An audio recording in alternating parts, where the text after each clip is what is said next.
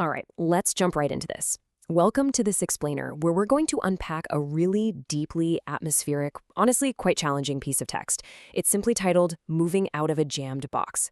Now, if you've ever felt completely stuck, maybe it's in a specific mindset, a social role, or even just a daily routine that suddenly feels way too small for you, this text is going to hit close to home. Today, we're going to map out this intense psychological journey, taking us all the way from total suffocating confinement to absolute moral clarity. So let's get right into the mindset of our speaker. I just want you to listen to this opening line for a second. My mouth opens, inhaling, taking breath, and exhaling. Notice how it starts with the most fundamental physical sensation of life. We aren't getting hit with dense, complex philosophy right out of the gate. Instead, we're totally grounded in the body. Before we can even begin to unpack the crazy internal journey of this speaker, we actually have to start right here, with a single, deliberate breath. It's literally the sound of someone waking up. And that brings us to the first major phase of this journey, awakening in the box. So, as this physical awakening really kicks in, the speaker feels their skin absorbing light flowing inside and out. They're suddenly hyper-aware of this dynamic flowing energy. But what makes this so fascinating is the stark contrast with their environment.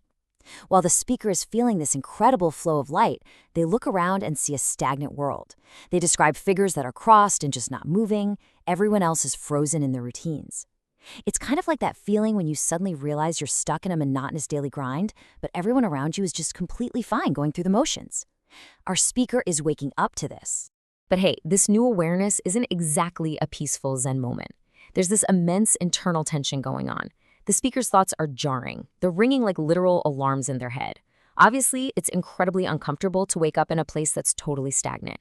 Yet instead of panicking, the speaker makes a very deliberate choice here. They say, I tolerate this sound in my timing.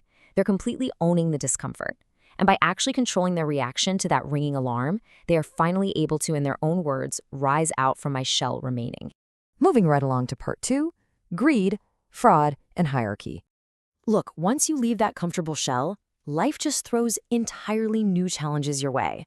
The speaker has to figure out how to navigate all their new options, and this quote perfectly captures their hesitation. I like to beat off dust from my shoulder and not lose my jewels along the way. The dust, that represents the past. It's the confinement they desperately want to leave behind. But the jewels? Those are the attachments, the status. It's basically the modern-day equivalent of a toxic but really high-paying job that they're desperately clinging to. And this clinging is dangerous. The text explicitly tells us that these desires are changing their views and completely preventing them from seeing things through a clear lens. They want to move forward for sure, but they really don't want to let go of their shiny distractions. Because of this, the speaker realizes they've totally fallen into the trap of societal hierarchies. They've forgotten the ultimate equalizer. Because at the end of the day, kings and slaves alike end up as exactly the same thing. They all dissolve in the rubbles of their bones and ashes. And honestly, when you lose that perspective, you completely lose your way. Which plunges us directly into phase 3, weighing the internal scale. And man, this descent happens fast, because the speaker forgot that great equalizer, a corrupted self, just takes the reins. The text describes the speaker rapidly going down, literally falling towards monsters' beheading. The imagery here is violent, it's chaotic, and it's absolutely terrifying. This isn't just a minor misstep. This is a complete freefall into moral corruption, where the mind is just creating its own nightmares out of greed and fraud. The stakes of this internal journey just became life or death for the speaker's soul.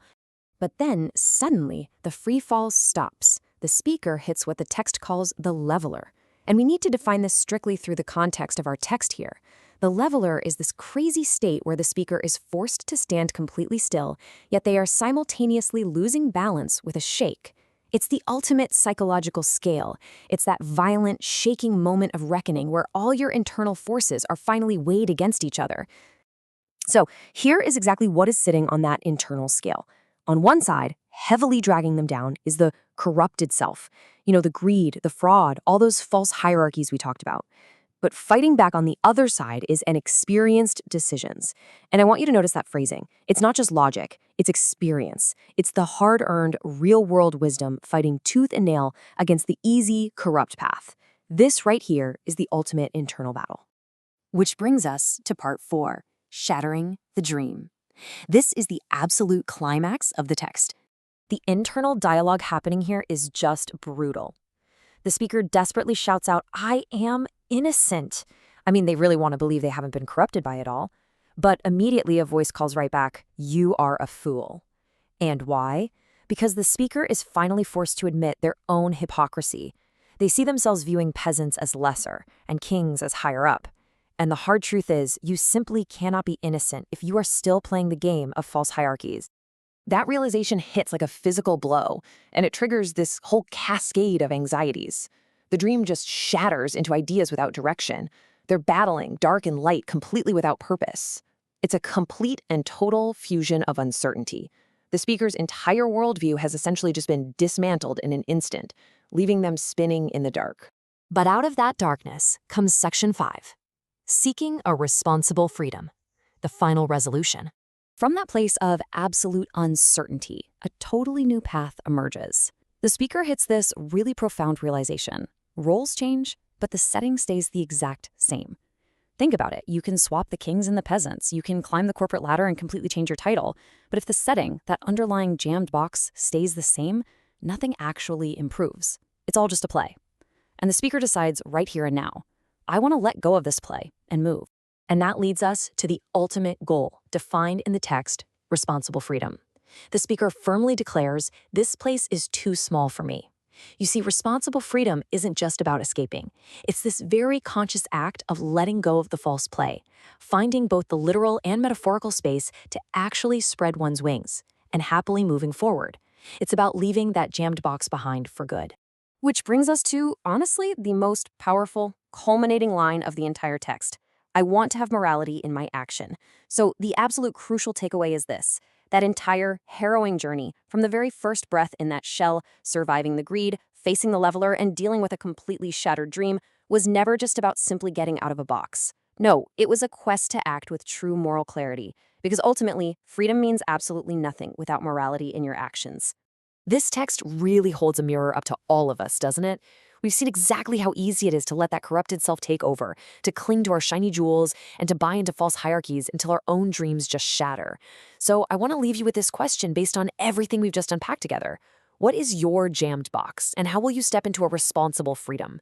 It's time to weigh your own internal scale. Thank you so much for joining me on this explainer, and remember to keep questioning what's right in front of you.